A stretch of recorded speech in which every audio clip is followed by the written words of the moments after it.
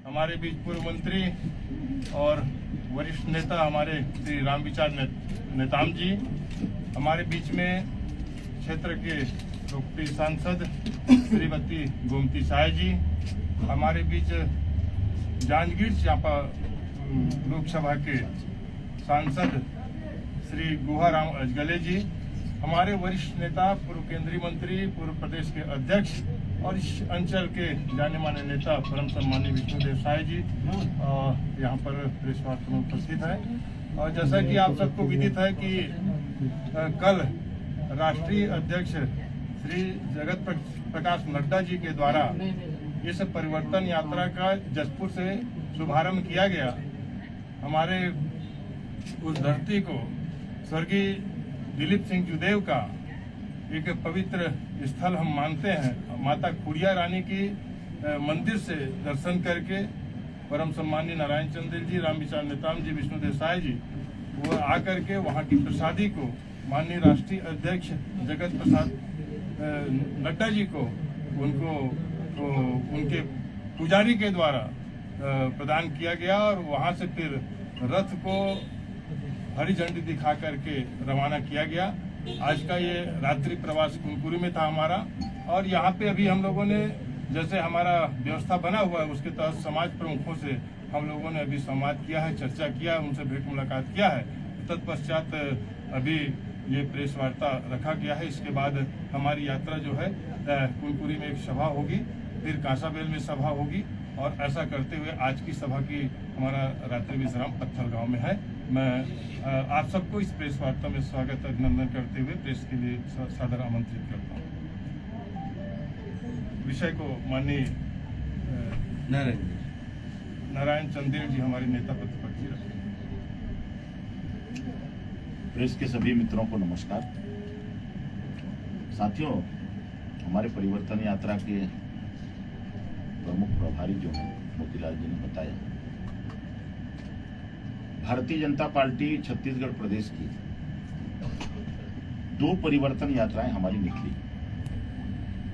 पहली परिवर्तन यात्रा 12 सितंबर को मां दंतेश्वरी का आशीर्वाद लेकर के पूजा अर्चना करके दंतेवाड़ा से प्रारंभ हुई है। उसमें करीब 45 विधानसभा क्षेत्र को हम कवर करेंगे, और दूसरी यात्रा कल 15 तारीख को स्वर्गीय कुमार दिलीप सिंह जूदेव की जन्मभूमि, उनकी कर्मभूमि सुदूर जसपुर अंचल से मां खुड़िया रानी का आशीर्वाद लेकर के बालाजी मंदिर में पूजा अर्चना करके कल ये जसपुर से यात्रा प्रारंभ हुई हमारी। आज हम कुनकुरी में पहुंचे हैं। करीब 40 विधानसभा क्षेत्रों को यह यात्रा कवर करेगी। 1300 किलोमीटर यह जो यात्रा है जिसमें हम लोग चल रहे हैं वो सफर करेगी, और दोनों यात्रा छत्तीसगढ़ प्रदेश के करीब 85 विधानसभा क्षेत्रों से होकर के गुजरेगी। इन दोनों यात्राओं का संगम प्रदेश की न्यायधानी बिलासपुर में होगा 28 सितंबर को, और 28 सितंबर को दोनों यात्राओं के समापन के अवसर पर एक बड़ी और विशाल जनसभा होगी, और उस समापन सभा में देश के माननीय प्रधानमंत्री श्री नरेंद्र मोदी जी विशेष रूप से बिलासपुर में उपस्थित रहेंगे। अब यात्रा का हमारा हेतु क्या है? हमने यात्रा निकाला क्यों? 2003 में भी हमारी परिवर्तन यात्रा जसपुर से प्रारंभ हुई थी। प्रमोद महाजन जी उसका शुभारंभ करने आए थे। दिलीप सिंह जूदेव जी उस यात्रा का नेतृत्व कर रहे थे। आज 20 साल बाद 2023 में भी हमारी यात्रा जसपुर से प्रारंभ हुई। यात्रा का जो हेतु है, छत्तीसगढ़ प्रदेश में पिछले 4.25 साल से श्री भूपेश बघेल जी के नेतृत्व में कांग्रेस की सरकार चल रही है। ये जो सरकार है वो अपने पथ से विमुख हो गई। वो अपने रास्ते से भटक गई है। उन्होंने जनता से झूठे जन घोषणा पत्रों में वादे किए। आज छत्तीसगढ़ प्रदेश घोटालों का प्रदेश बन गया है। नित नए किस्म के घोटाले छत्तीसगढ़ में इस भूपेश सरकार में हो रहे हैं। आज पूरे छत्तीसगढ़ में जिस प्रकार के घोटाले हो रहे हैं, कोयला घोटाला, राशन घोटाला, जमीन घोटाला, शराब घोटाला, पीएससी में घोटाला, गौठान में घोटाला, गोबर में घोटाला, ये प्रदेश का नाम जो है वो घोटालों के रूप में पूरे देश में इनकी ख्याति मिल गई। चंदेल जी, अभी आपने एक मिनट। और ये पैसा है किसका? ये लोक धन है, जनता का पैसा है। और ये घोटालों का पैसा सीधा 10 जनपद में जा रहा है, कांग्रेस के हाईकमान को जा रहा है। हम भूपेश बघेल जी से परिवर्तन यात्रा के माध्यम से पूछना चाहते हैं कि अब तक कितनी राशि किन किन प्रदेशों के चुनाव में कांग्रेस हाईकमान को भेजा गया है छत्तीसगढ़ से, और किस मत का पैसा है वो? भूपेश बघेल जी को, जनता को जवाब देना चाहिए। दूसरी बात, विषय बहुत से, छत्तीसगढ़ में नित नए किस्म के अपराध हो रहे हैं। प्रतिदिन हम जब सवेरे का अखबार उठाते हैं तो रोज हत्या, डकैती, बलात्कार, फिरौती, चेन स्कैनिंग, चाकूबाजी, गोली चलना और साइबर क्राइम। ये महादेव ऐप जिसके तार जो है दुबई से और श्रीलंका से जुड़े हुए हैं, इतना बड़ा सट्टा बाजार चल रहा है, वो कांग्रेस के संरक्षण में चल रहा है, कांग्रेस के नेता के संरक्षण में चल रहा है। तो ये जो सारी बातें हैं, आज छत्तीसगढ़ में विकास का काम पूरी तरीके से ठप है। आप किसी भी सरपंच से पूछ लीजिए, कुनकुरी ब्लॉक जो 15 साल में भारतीय जनता पार्टी की सरकार में विकास हुए गांव गांव में, वो आज एकदम से ठहर गया है। हमारे परिवर्तन यात्रा निकालने का हेतु ये है कि हम यात्रा के माध्यम से अपनी बात को जन जन तक पहुंचाएं और लोगों से परिवर्तन के लिए आह्वान करें। माननीय रामेचार्य जी कुछ बात करेंगे, फिर अपन आप।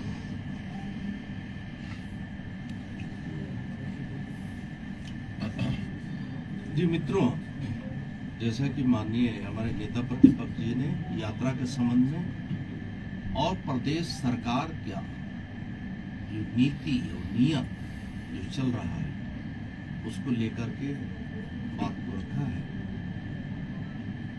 इसी को बढ़ाते हुए मैं ये भी कहना चाहूँगा कि ये सरकार तो इतनी अधिक घोषणा करके आई थी, लेकिन वो कहीं वो पूरा होता हुआ दिखाई नहीं दे रहा है। ये पूरा सरगुजा संभाग, हम लोग ये था सरगुजा संभाग में एक वातावरण बना कि नहीं भाई इस बार जो है सरगुजा संभाग का मुख्यमंत्री बनने वाला। अब इसलिए सभी जगह हर विधानसभा क्षेत्र में लोगों ने आगे बढ़कर कांग्रेस का साथ दिया, और मैं समझता हूं कि पहला ऐसा अवसर है कि 14 के 14 सीट कांग्रेस के खाते में गया। सरकार बनने के बाद आज स्थिति ये है कि विकास की बात तो छोड़िए, जो पहले से हम लोगों ने विकास का काम किया है वो भी ठीक से मरम्मत तक नहीं करा पा रहा है। रोड है, सिंचाई का एक रकबा भी कहीं नहीं बढ़ा, 1 एकड़ कहीं नहीं बढ़ा है। जो हम लोगों ने शुरुआत किया था सिंचाई की प्रोजेक्ट, जितनी योजनाएं चल रही थी वो योजना जस के तस होती रही। तो ये तो इसी काम में लगे हुए। बालू में कि जिस प्रकार से लोगों ने गड़बड़ी किया, बालू रेत खनन का कितना पूरा माफिया किया, शराब में किस प्रकार से हो रहा है इतना बड़ा अवैध। कोयले में भी आज तक सुने नहीं थे कि कोयला का दलाली सीधे सीएम हाउस और कलेक्टरों के माध्यम से मैनेज करना। डीएमएफ का इतना बड़ा प्रोजेक्ट, इतना अधिक राशि आया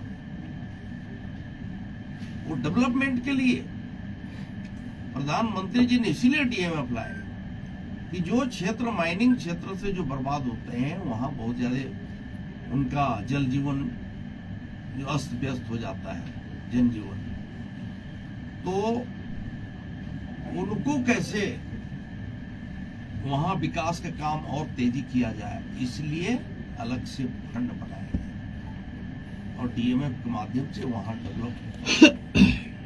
लेकिन वो डीएमएफ तो मतलब समझ गए कि क्या स्थिति है, पैसा दो, इवेंट टेक हो गया, 50-50 कर रहा है। कैंपा प्रोजेक्ट में इतना अधिक पैसा आया, 10,000 करोड़ से ऊपर, 10,000 करोड़ से ऊपर हमारे यहाँ जल जीवन मिशन का आया। प्रधानमंत्री जी के सोच थी, उन्होंने घोषणा किया लाल किले के प्राचीर से कि हम अब जो है बिजली हम दे दिए, अब हम अगला जो है पानी घरों तक पहुंचे, आवास बना दिए, बिजली लगा दिए, शौचालय बनवा दिए। लेकिन ये जल जीवन मिशन को जिस प्रकार से सरकार भ्रष्टाचार का, अवैध कमाई का एक जरिया बना लिया, जिसके चलते पूरा प्रोजेक्ट जो है आज जो है अधर में पड़ा हुआ है और बिल्कुल स्तरहीन काम हो रहा है, जिसको कहें घटिया स्तर के काम करके बिलिंग करके निकाल रहे हैं। कोई सुनने वाला देखने वाला नहीं, सब उसी में काम। जितने भी सप्लाई हो रहे हैं सबका स्थिति वैसी है। यहाँ सप्लाई हुआ नहीं, आया नहीं, पेपरों में ये चारों तरफ ये भ्रष्टाचार के एक से गले खुल रहे हैं। अब जहां भी जाएंगे, जहां भी देखेंगे, इस तरह की बात हो रही है। और एक बात तो कि यहाँ जमीनों का जिस प्रकार से हथियाने का जो अभियान चला है पूरे प्रदेश में, और कुछ खास वर्ग के लोग अवैध रूप से जमीन पर अतिक्रमण कर रहे हैं, उन पे जबरिया जो है, किसी का जमीन अगर निजी जमीन भी है तो उसे भी रिकॉर्ड में हेरा फेरी करके वहां करने में लगे हैं। पूरा इनका सिस्टम इसी भ्रष्टाचार में लगा हुआ है, लिप्त है। जितने भी विधायक बने, विधायक को कोई काम नहीं है। विधायक सिर्फ जो है भ्रष्टाचार का एक से एक कीर्तिमान स्थापित कर रहा है। सभी जगह जुआ है, सट्टा है, यही सब काम चला। ये पूरे सरकार सटोरियों के हो गई। छत्तीसगढ़ का नाम इतना खराब कर दिया पूरे देश में कि क्या कहा जाए। जैसे कि अभी बताया गया, महादेव 417 करोड़ का प्रॉपर्टी सीज किया गया। ये ईडी का भी आया है, प्रेस नोट आया उनका। अभी न जाने कितना होगा। भ्रष्टाचार का लिंक पूरा सीएम हाउस से जुड़ा हुआ है। उनके अधिकारी कर्मचारी कितना जेल के अंदर में है और कुछ जाने की तैयारी में है। ये स्थिति है सरकार। आगे इस क्षेत्र में एक बहुत बड़ा घोषणा कांग्रेस पार्टी ने किया था। इस क्षेत्र में काफी टमाटर की पैदावार होती है, लुड़े क्षेत्र पूरा। कांग्रेस ने घोषणा किया था कि हम यहाँ फूड पार्क हम बनाएंगे, इनके लिए प्रोसेसिंग प्लांट लगाएंगे। हम लोग खोज रहे हैं, जनप्रतिनिधि शायद आप लोग खोजे होंगे। किसी भी जिले में फूड पार्क बना क्या? इनके बड़े नेता आए थे, बड़े नेता कहे कि छत्तीसगढ़ को हम ऐसा बना देंगे कि उसमें आलू डालेंगे, उसमें सोना निकलेगा। हम लोग खोल रहे हैं, आलू तो निकल जाए। इंडस्ट्री के बेल्ट को बढ़ावा देने के लिए बात हुई थी, टूरिज्म को बढ़ावा देने की बात हुई थी। कहीं एक ढेला भी काम नहीं, बर्बाद कर दिए सुबह। ये सभी विषय हैं। सिंचाई योजना को जहां तक बात है कि यहाँ सिंचाई का जैसे बताए कोई पानी, सिंचाई की स्थिति ये है कि मैं आपको बता दे रहा हूँ। मेरा एक डिवीजन है रामानुजगंज, बलरामपुर जिले का। वहां पे अंतर्राज्यीय सीमा में 1982 से वो अटका हुआ था, पानी उत्तर प्रदेश में जाना। वो प्रोजेक्ट माननीय योगी जी के आने के बाद वो प्रोजेक्ट कभी पूर्णता की हो गई। उसका कुछ 3-4 गांव का कुछ हिस्सा हमारे छत्तीसगढ़ का जा रहा है, वो गांव का आंशिक हिस्सा जा रहा है।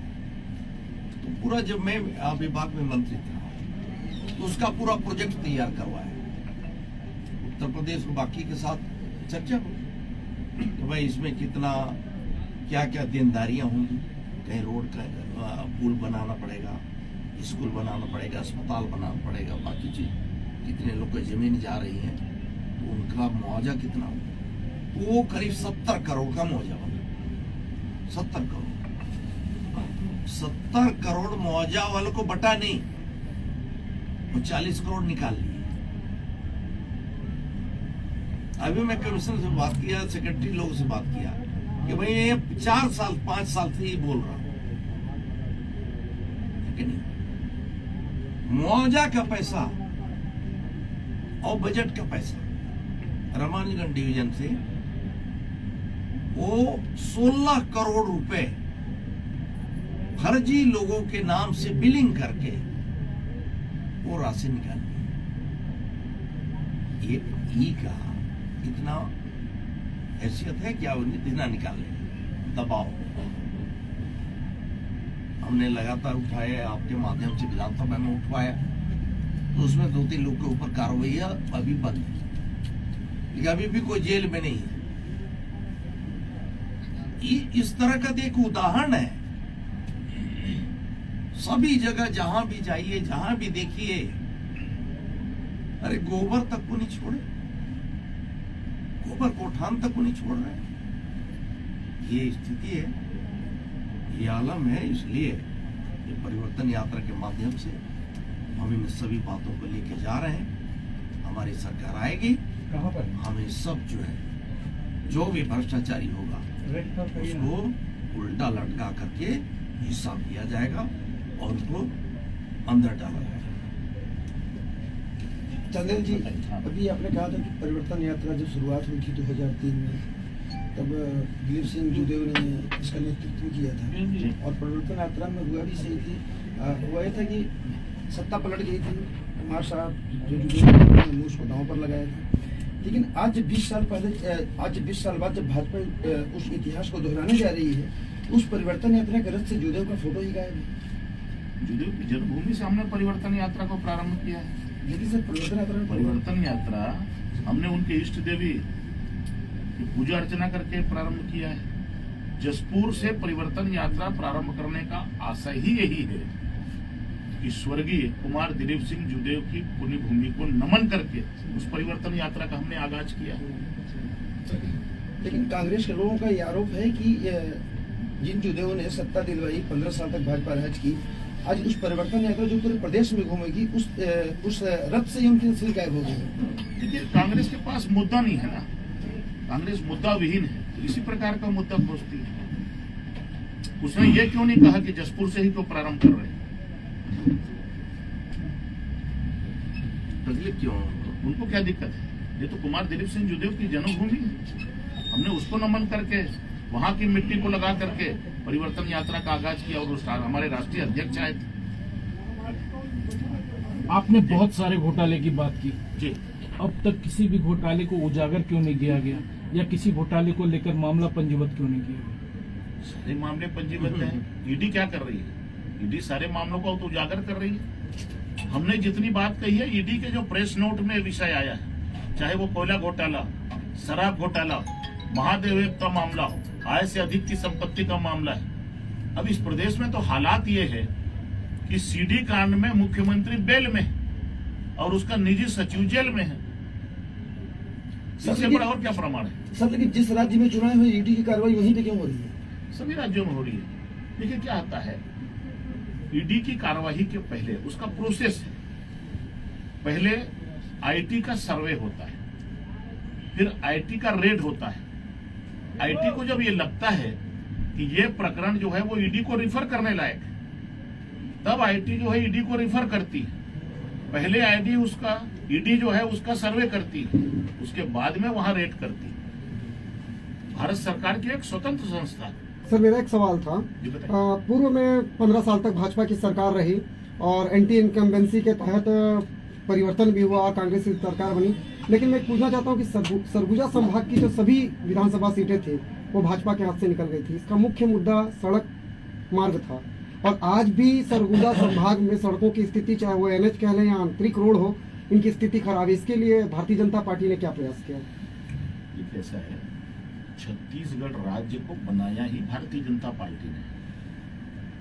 श्रद्धेय अटल बिहारी वाजपेयी ने छत्तीसगढ़ राज्य का निर्माण किया पहली बार। उसके बाद में 15 साल में छत्तीसगढ़ को संवारने का जो प्रयास किया वो भारतीय जनता पार्टी ने किया। आज जितनी चीजें सरगुजा संभाग में आप मेजर देख रहे हैं,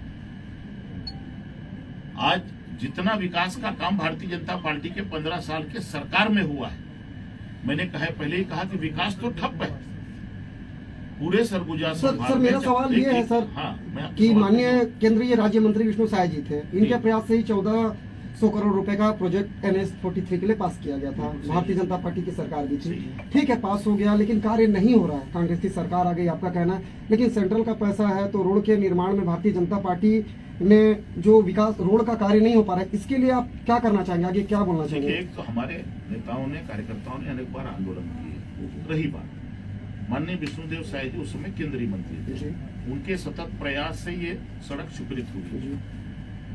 1600 करोड़ जी, हाँ। लेकिन कार्य एजेंसी कौन है? राज्य सरकार है। मॉनिटरिंग कौन करती है? राज्य सरकार का लोक निर्माण विभाग करता है।